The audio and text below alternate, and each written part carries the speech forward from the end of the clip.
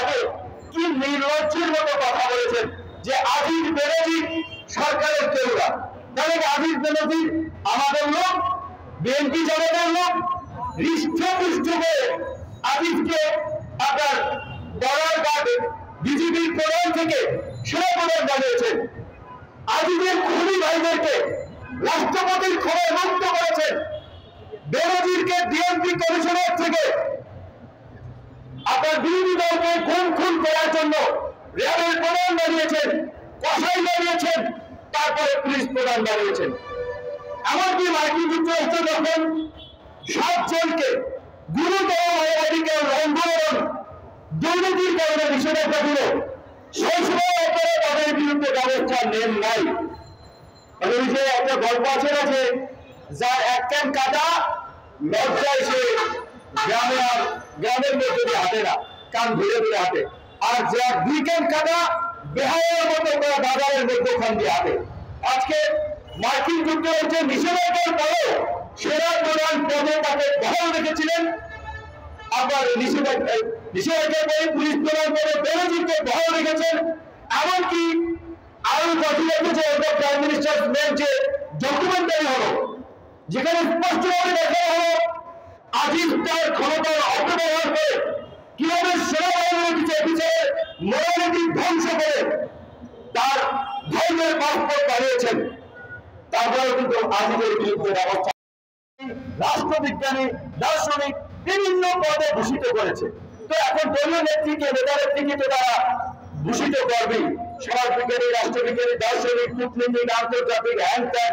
এমনকি আমার বলছে যে শেখ হাসিনার হাতে যতদিন দেশ থাকবে উপমহাদেশ ছাড়িয়ে এশিয়ার সবচেয়ে উন্নত সমৃদ্ধ রাষ্ট্র রাখতে হবে।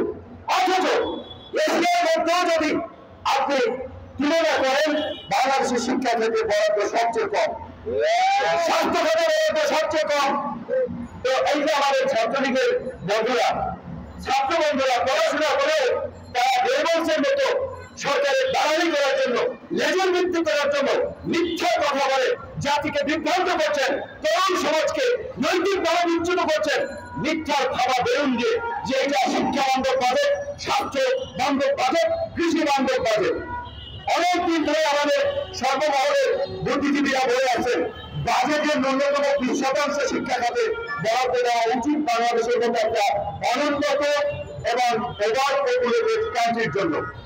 এখন পর্যন্ত 53 বছরের ইতিহাসে শিক্ষা খাতে বাজেট 12% ছাড়াইতে পারে নাই। গতবার ছিল 11.57, এবার বলছে 11.88।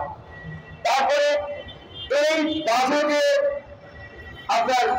আপনি রিক্সা চালাবেন, ব্যবসা করবেন, আপনার বাবা ভাই বাইরের দেশে ওই মরুর বুকে আপনার রোদে ঘামে বৃষ্টিতে ভিজে পয়সা ইনকাম করে দেশে পাঠাবেন। এই বৈধ টাকা যদি ব্যাংকে রাখেন, সম্পদ করেন, আপনাকে কর দিতে হবে। সেই করের মাত্রা সর্বোচ্চ সম্পদের বেঁধে 30% পর্যন্ত।